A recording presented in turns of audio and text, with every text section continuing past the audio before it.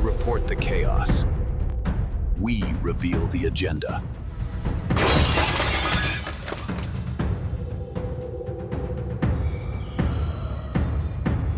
Good morning, you're watching ATM. On the vast, dark waters of the Mediterranean, a single light is moving. It's a Polish-flagged yacht named the Marinette, and it is the last of its kind. 43 of its companions are gone, their crews imprisoned, their mission of mercy cut short. The Marinette sails on, a lone vessel against a superpower, on a collision course with history. What you are about to hear is not just a news report. It is a deep dive into a global flashpoint, a story of defiance, power, and a high-stakes gamble that has the world on edge. Today, on October 3rd, 2025, we are going to read the minds of the leaders, the strategists, and the activists at the heart of this crisis. This is the story of the global Sumud Flotilla. Stick with us, because you will not want to miss a second of this. To understand the journey of that lone yacht, we have to go back 48 hours.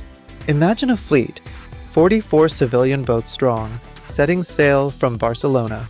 They called themselves the Global Sumud Flotilla. On board were not soldiers, but parliamentarians, lawyers, doctors, and activists from over 40 countries. Their cargo wasn't weapons, but humanitarian aid.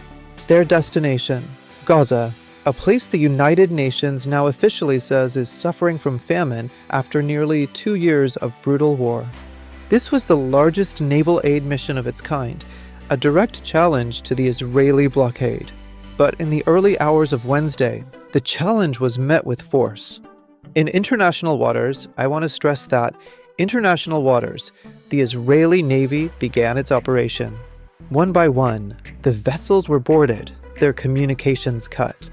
Around 500 activists were detained, their boats seized and rerouted to the Israeli port of Ashdod, where they now await deportation. The International Transport Workers Federation, representing millions globally, has been unequivocal. The seizure of humanitarian vessels in international waters is illegal. Now, if you're a strategic planner in Tel Aviv, you've prepared for this. You've run the drills, you've anticipated the condemnation. But there's one thing you may not have put in your equation. One of the activists taken into custody was the world's most famous climate activist, Greta Thunberg. And just like that, the game changed. Let's step into the minds of the decision-makers for a moment. The arrest of Greta Thunberg transforms this story from a regional conflict into a global event. It forges a link between the Palestinian cause and the massive, youth-driven climate and social justice movements she represents. Suddenly, the flotilla's message is amplified on a scale its organizers could only have dreamed of. The Israeli government wanted to control the narrative, to portray the activists as provocateurs.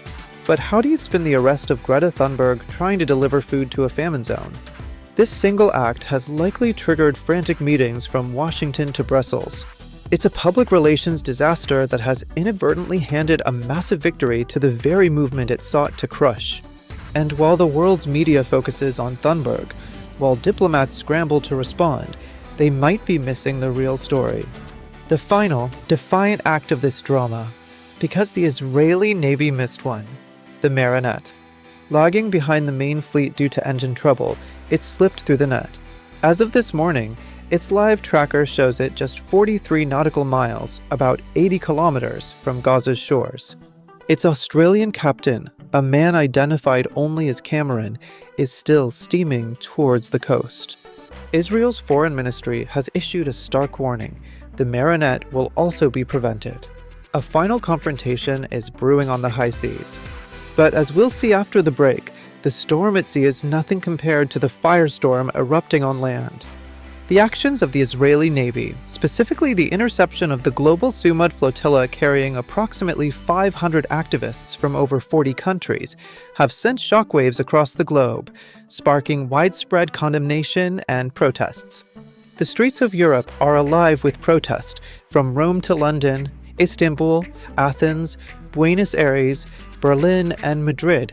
Thousands are marching in solidarity with the activists and condemning the naval actions. They are demanding their governments do more than just issue statements. They're demanding concrete actions, including sanctions against Israel, with some unions in Italy even calling for a general strike. And some governments are indeed listening and taking decisive action. Let's get inside their heads and explore their responses. In Bogota, Colombian President Gustavo Petro isn't just thinking, he's acting decisively in response to the flotilla interception, which he denounced as a new international crime. He has expelled all Israeli diplomats and torn up a free trade agreement, a calculated and significant move that also included demanding the release of 2 Colombian activists detained on the flotilla. This is a powerful statement of solidarity, positioning Colombia as a leader in the global south, willing to put principles before profit and demonstrating a strong stance against perceived injustices. In Mexico City, the president is demanding the immediate release of any Mexican activists detained during the interception, echoing the global call for accountability and the protection of its citizens. And across the world, a new front has opened in this international response, the realm of sports, where calls for boycotts are gaining momentum. A powerful coalition of legal scholars is formally calling on UEFA to ban Israeli football teams from competition, citing the killing of Palestinian footballers and compelling UN findings on Israeli actions. They point to the extensive damage inflicted on sports in Gaza, with numerous footballers killed and infrastructure destroyed, arguing that UEFA should not be complicit in sports washing, what they consider flagrant breaches of international law. But the most critical player on this chessboard, the United States, is making a move of its own, attempting to shape the narrative and the future of the region. Just as this crisis reaches a boiling point, the Trump administration has presented a comprehensive 20-point peace plan to both sides, aiming to resolve the Israeli-Palestinian conflict. Now, let's analyze this. Is the timing of this peace plan a mere coincidence amidst the international uproar? Unlikely, according to many analysts. From a strategic point of view, this is a classic power play, a carefully orchestrated diplomatic maneuver designed to leverage the current crisis. You create an intense international crisis with the flotilla interception, demonstrating overwhelming force and isolating your adversary on the global stage, drawing widespread condemnation. Then, at the peak of that crisis, with international pressure mounting, you present a take-it-or-leave-it deal, hoping to force a resolution under duress. The flotilla interception serves as the stick, a display of coercive power, while the peace plan is presented as the carrot, offering a path to de-escalation and a potential resolution. Hamas has confirmed it's reviewing the proposal, but has publicly stated its deep skepticism, particularly regarding the plan's stringent demands. This skepticism is especially about a key demand, the complete disarmament of its forces, along with the end of Hamas's government in Gaza and the release of hostages, which are central to the proposed interim administration.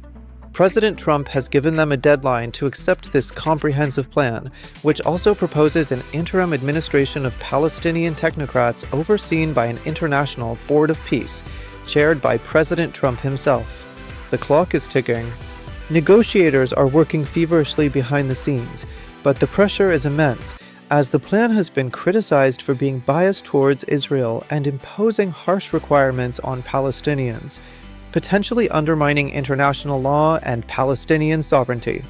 The entire diplomatic maneuver is designed to use the humanitarian emergency, which was significantly exacerbated by the stopping of the aid flotilla, as leverage to force a political outcome that aligns with the administration's objectives. This emergency was directly exacerbated by the stopping of the aid flotilla, which was attempting to deliver crucial supplies to Gaza, highlighting the immediate human cost of the naval interception. The world is reacting, protesting, and posturing, with governments like South Africa, Spain, Turkey, and Brazil issuing strong condemnations, and key states in the Middle East and Muslim-majority nations signaling support for President Trump's efforts. But the chilling reality is that while the diplomats talk and the international community debates, a far more terrifying countdown has already begun on the ground, with profound implications for human lives. An ultimatum has been issued, and the lives of 250,000 people hang in the balance, facing an uncertain future as the deadline approaches. That's next as we delve deeper into the potential consequences. The interception at sea, the diplomatic maneuvering, it was all a prelude. The main event is happening right now on land. Concurrent with the naval operation, the Israeli military has issued a final, terrifying warning to the estimated 250,000 civilians still trapped in Gaza City. Get out now. And here is the line that is sent to chill down the spine of every humanitarian organization on the planet. The order states that any individual who remains will be deemed a terrorist or a terror supporter. Let's be absolutely clear about what this means. The head of the UN Agency for Palestinian Refugees, UNRWA, has warned this suggests planned large-scale massacres. How can the elderly, the sick, the infirm possibly flee? This isn't a choice. For many, it's a death sentence. And even as the warning was issued, Israeli strikes in the last 24 hours have killed dozens more people. Now, we connect the dots. This is a coordinated, three-pronged strategy. Step 1. Isolate Gaza from the world by dismantling the flotilla, cutting off a symbolic and physical lifeline. Step 2. Create a diplomatic smokescreen. Use the international uproar and the high-profile arrests as a distraction while simultaneously presenting a peace plan that puts all the pressure on Hamas. Step 3. The endgame.